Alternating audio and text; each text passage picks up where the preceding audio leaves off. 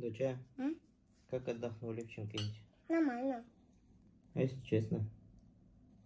Ну, если честно, я скажу тебе поподробнее. Давай.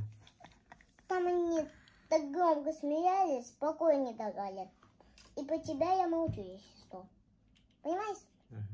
По меня мама уже совсем забыла, понимаешь? Меня там только хлебом кормили. Ой, у тебя совесть есть, нет? Нет. Ну вот и видно.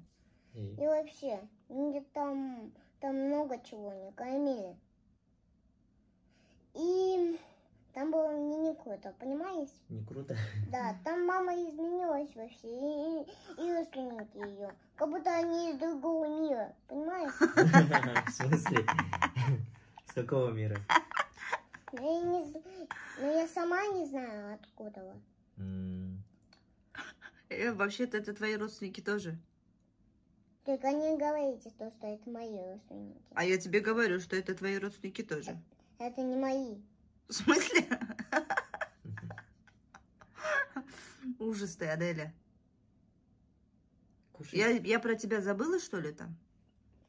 Ничего подобного. Я не забыла про тебя. Забыла.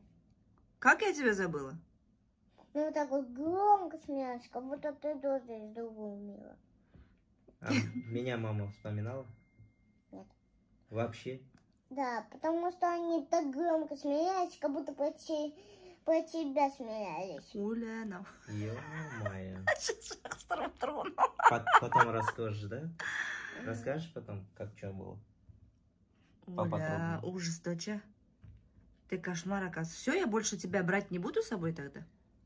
Отлично.